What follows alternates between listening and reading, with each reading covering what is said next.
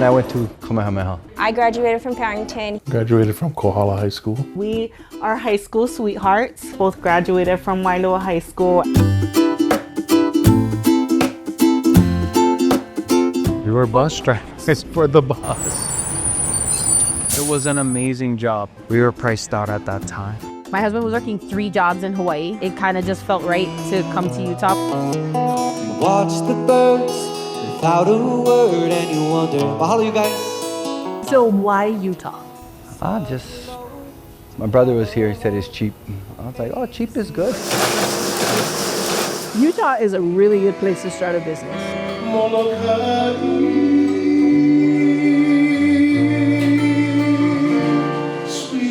The rent's manageable, utilities are manageable, your food budget is so much lower. Do you have any regrets? None at all. Nope. No regrets. When paradise costs you so much, it's easy to leave. More and more Hawaiians are moving up. There is a huge connection between Utah and Hawaii. Do you ever see yourself moving back? No. Why? Too expensive. I always wanted to go home. I've kind of just accepted the fact that this is our new home. It's hard to leave home. I cry every time we land, and I cry right when we leave. I would do anything to have my kid back. It just breaks your heart because every day you're seeing your grandkids on FaceTime. We want them back in Hawaii, contributing to the community. Before this, we were actually leaving. We were going to go to the mainland. It's a blessing to be able to stay here and afford to stay here. We have to meet them halfway and say, hey, here are some options, you know?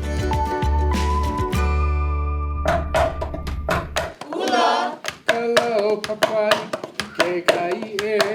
I've been here 32 years. I think it's great because then I get to share my culture. Pomaikai is the kumu at Kehaulani Halau based in West Valley City, Utah.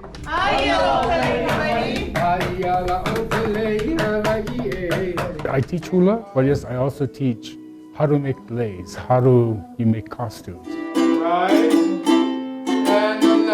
Gaui is now deeply rooted and comfortable here, especially because his kids and grandkids are all dispersed around the continent. I think she can feel like there's something missing, and so I try to give her the experience. Jaslyn Chavez is from Kalihi. She moved to Utah 13 years ago for work and financial reasons. She and her husband are now able to buy a home for their 2 children, but the rest of the family is still on Oahu.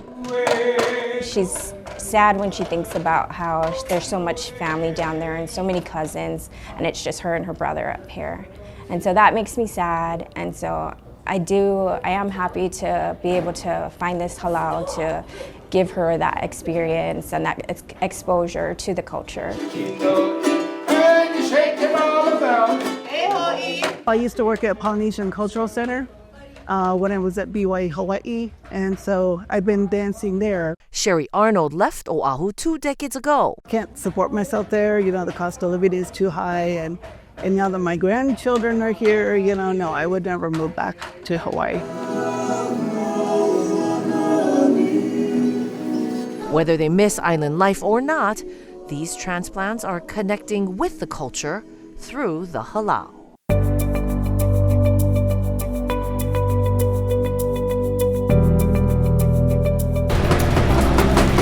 Many of the transplants moved to Utah to start a business. A lot of them open restaurants, putting their twist on island recipes. Side of Aloha in South Jordan was started by a couple from the Big Island in 2018. My brother was here, he said it's cheap. I was like, oh, cheap is good. Kyle De La Pena and Nina Alu are from Waimea. Their furikake chicken and lilikoi pork have gained a loyal following, especially among the Polynesian community in Utah. I love food. I think it's like a universal language. I grew up doing construction. I got my degree in civil engineering, and she wanted to do food. He cooks, cleans, and provides live entertainment. Sailing to the heavens of your mind. But he's flying naturally.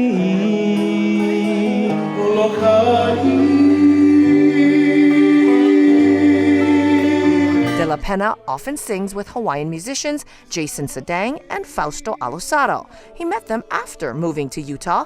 Both were priced out of Maui. You worked 3 jobs. Yeah. Most of us do that. I think most people at home understand that. If you want to get ahead. They started the Pa'ina Project, a way to connect Hawaiians in Utah. For the moment they're with us, just take all their cares and worries away and just have them to just remember where we're from. They perform at Auntie's Hawaiian Kitchen in Riverton. Started by Jennifer Franson with some help from her brother, former University of Hawaii football star and Seattle Seahawks wide receiver, John Ursua. So in 2022 we opened. It took us almost a year to get off the ground.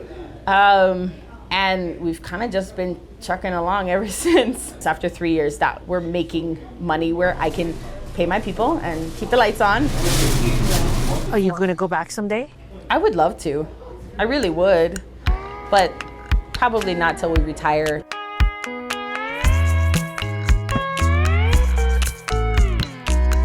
It's not just financial. Some people made the move to Utah for religious reasons or because family members had already come here. About half the population of Utah identifies as members of the Church of Jesus Christ of Latter-day Saints or Mormons. Polynesians make up a significant part of that, and the connection offers a pipeline for transplants, especially those with ties to Brigham Young University in Provo or BYU Hawaii in Laie. That wasn't our initial reason for coming here, but it has been a good base for us, being LDS, having a lot more members to socialize with. Puni Sanchez moved his ohana from the Big Island to Utah during COVID. He says the dollar stretches here. We've been in Utah for 6 years. The Kanais brought their son to Utah to prepare for his Mormon mission. Soon after, they made it permanent. We are high school sweethearts, so we've been together for 35 years. The Wailuku natives were planning to return earlier this year, but that came to a screeching halt. I was diagnosed with stage 2 cancer.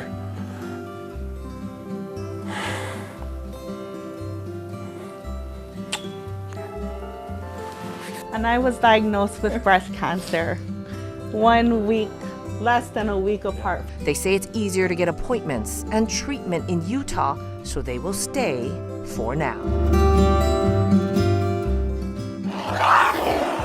Coming up, heartbroken that our children can't come here and live with us, near us, around us. Families divided by distance.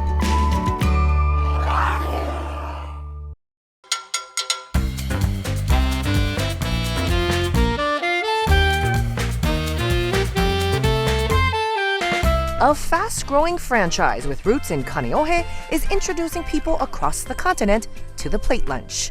2 brothers who grew up on the windward side started Mo Bettas in 2008. It became the go-to for Hawaii natives needing a terry chicken and mac salad fix in Bountiful, Utah. Kimo and Kalani Mack graduated from Castle High School. They both became bus drivers. One of my favorite routes was the Circle Island route. That was the part that kind of started my thinking about moving to the mainland, because here I am, born and raised in Hawaii, taking everybody to the beach, but I could never go. I was working all the time. The brothers sold their windward Oahu home, used the profits to move to Utah, and opened the first Mo Bettas. It was a rough start. We probably should have waited till after the recession that year, because we opened in summertime 2008. October, everything slid in the toilet. And man, we struggled. They held on, gained a loyal following and customer base, and Mo Bettas grew in and out of Utah.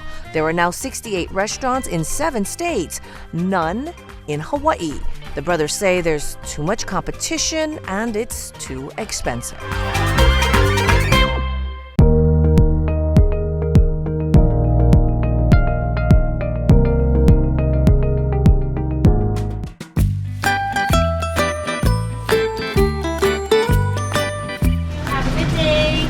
middle of a Smith's grocery store parking lot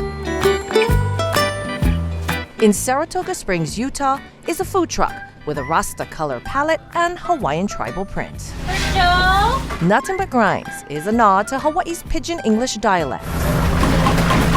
The owners are Big Island natives who cook up fusion island faves. It's my son's business. He did it and he came up with his own recipes. Mark Rodriguez was a corrections officer at Kulani Correctional Facility in Hilo. He moved the family first to Las Vegas, then Utah. He tried to open a restaurant, but it didn't work out. But I think that was the best thing that could have ever happened to me. It showed me like, hey, you hit the bottom and you come right back up.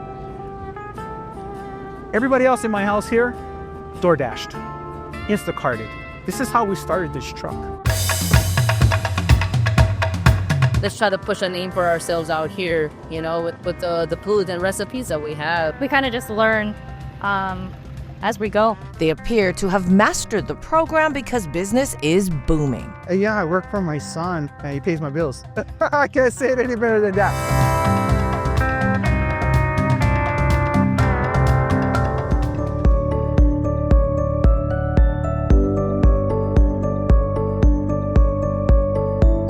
Oh, it feels like little crowns. Okay, come this way. Ashley Moser is back home for 3 weeks. And then remember we saw the opihis yesterday? Long vacations give her parents a chance to reconnect with the grandkids.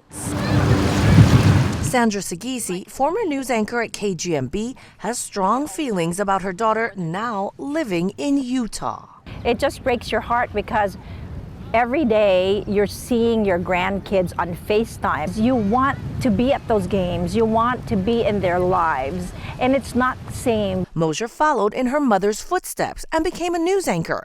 But she works at KSL, the NBC station in Salt Lake City. I had a really great job opportunity here in Utah. And it just seemed at the time we didn't have kids. It seemed like a good fit. 10 years later, they have 3 kids and a house in South Jordan. Feeding a family of 5 is manageable here. But Moser also struggles with being 3,000 miles from home. It's so hard being away from my family and just, you know, being with them and then taking the kids away. It's like the biggest guilt ever. I think she is happy, but the question is, are the parents happy that their children can't be here? No, we're not happy. We're happy for them, but honestly, we're kind of heartbroken that our children can't come here and live with us, near us, around us. Moser knows they will someday return, but it probably won't be any time soon. Coming up, we can get kind of out-of-the-box solutions like this. I think that's what's really going to start to change things, is if people say like, wow, you got your house for $30,000. I mean, can you imagine? Nobody says that here. The search for new ways to house people.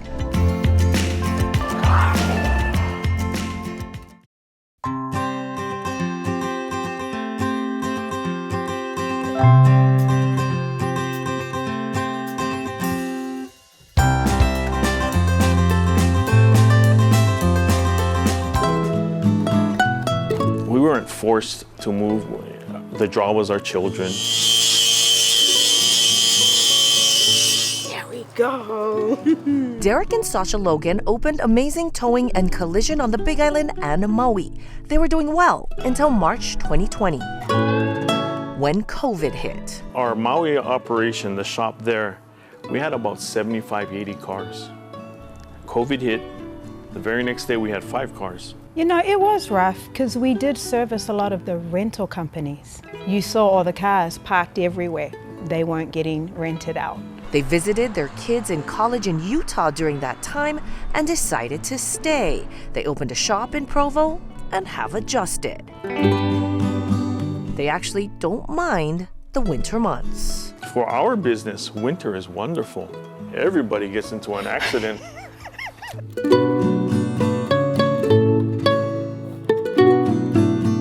Savage Fish Poke in Mill Creek is known for their giant poke bowls. The fish is flown in, so it's as fresh as it can be in landlocked Utah. I love this poke. I'm not much of I wasn't a raw fish person to begin with until I tasted this.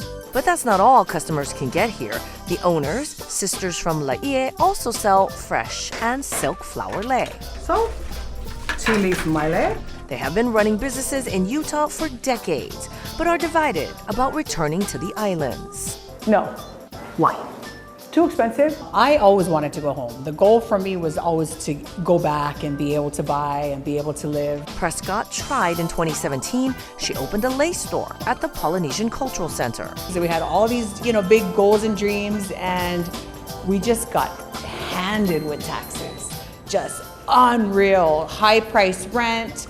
Taxes were almost as much as our payroll. I always tell Summer, she loves Hawaii, but Hawaii don't love her back. Prescott came back to Utah and the family businesses. I've kind of just accepted the fact that this is our new home.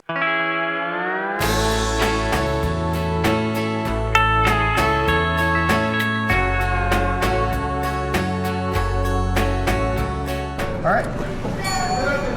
Butta's Bakery in Pleasant Grove was a retirement project started by Jolene Kanahele Keli'iliki in April 2023.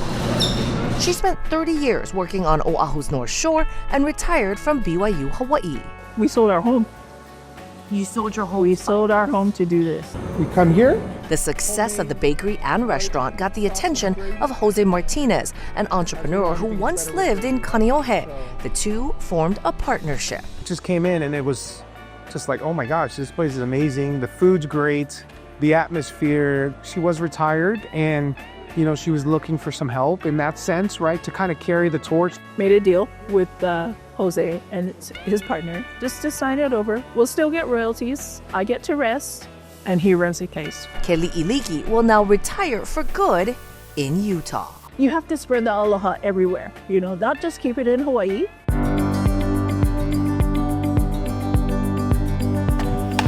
The finishing touches of this modular home in Waianae. But you can tell already with these high ceilings that it's a lot cooler, right? This plug-in house is one of a handful going in at a homeless village, but Councilwoman Andrea Tupola is hoping these will be more widely used. Say you already had a piece of land. Say you didn't have a mortgage on it. Say your family gave it to you. You could put something like this down for $23,000. That's actually how much these cost. Like so many other Hawaii residents, Tupola left home and lived in Utah for nearly 10 years before returning. I wanted my kids to learn Hawaiian language. I wanted them to be a part of their culture. And so I think for those families that are really like, I don't want to lose those ties to my land, to my people, to my culture, I think they're willing to make the sacrifice, but I think we got to meet them halfway. We can't say make the sacrifice and good luck trying to find $1 million to buy a house. Modular homes can someday be an option. These can be customized with kitchens and bathrooms. And there are other models that can attach to expand for families. Tupola is working with the county permitting department to ease restrictions so more locals can call these home. Coming up. Before this, we were actually leaving. We were going to go to the mainland. The plight of homesteaders and the recent changes helping the Department of Hawaiian Homelands move people off the decades-long wait list.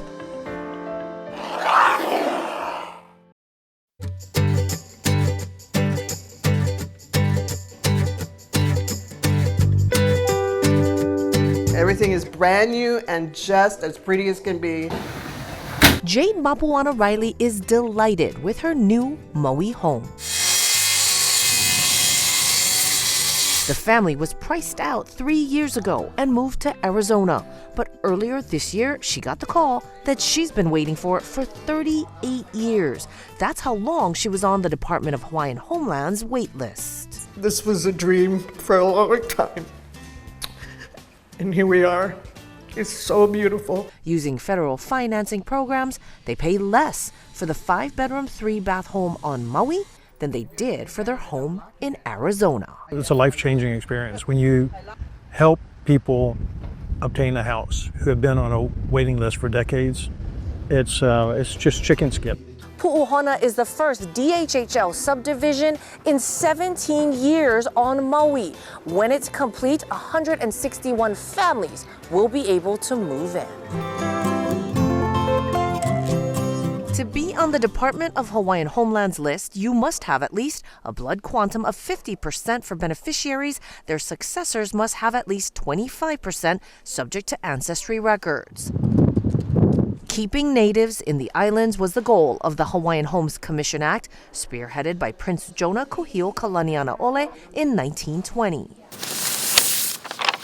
The United States set aside about 200,000 acres, trust land, to be leased by beneficiaries at $1 a year for 100 years. The beneficiary owns the structure on that land. Federal grants, low-income credits, and other financing programs are available at very low rates, sometimes just 1%. But DHHL has long been criticized for its sluggish progress to provide homes, and land was often in remote or undesirable locations. That changed recently, and the turnaround has been remarkable, using a $600 million infusion. In 2015, only 15 homes were awarded. In 2017, that jumped to 107. 120 were awarded in 2021. Last year, it was just 84.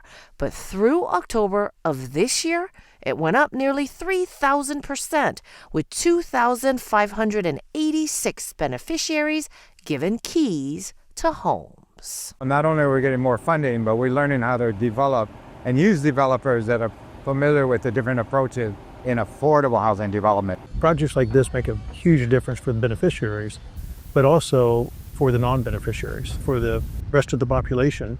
When Hawaiians are coming out of a house, that opens up a house. Hale Mo'ili'ili is a 23-story high-rise at the old Bolodrome. When completed, it will be used as rentals for those on the wait list, so they can get into affordable housing sooner. I think this is a big deal because when you look at it, it's a great location overlooking Diamond Head and, the urban core of Honolulu with all these different amenities surrounding us. So you have the UUH right up the street, Manoa. You have large shopping centers, you have restaurants. It's a really good location versus what we've issued in the past. There are still 29,000 people on the DHHL wait list statewide, 11,000 on Oahu. Many have died waiting for a home, including Casey Amuro's father.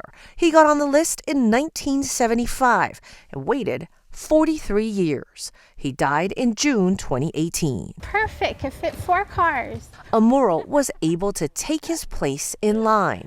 Oh, I'm so excited. It just goes like that, yeah. And is walking through what will soon be her first Maui home. Before this, we were actually leaving. We were going to go to the mainland. The human resources specialist started applying for jobs in other states. I secretly didn't tell my husband, and I did interviews and I applied and I did have offers. I gave him 3 options. So it was Texas, Colorado, and Washington. Before accepting a job, Amuro decided to try one more thing to keep her family on Maui. In March, she completed the paperwork to take her father's place on the list. My dad didn't get to see this happen. And the least I could do was bring it up and take my right that he gave me. He gave me this. My whole life is Maui. My family's here, everybody's here. And then most importantly, it's not really me, it's my children. Amuro's family will move in by Christmas. Convincing local families that they can stay is not easy. More affordable housing options is the obvious answer, but the cost of food and a high tax burden all contribute to the price of paradise and to the difficult decision many face when it comes to staying in the islands. The issue is front and center for many agencies, government, private groups, and nonprofits. The efforts are starting to pay off. According to the University of Hawaii Economic Research Organization, about 12,100 Hawaii-born individuals returned home in 2023, while approximately 6,400 left. It's the highest net in-migration in more than a decade. An optimistic trend that shows more locals may now be priced back into paradise than out of it.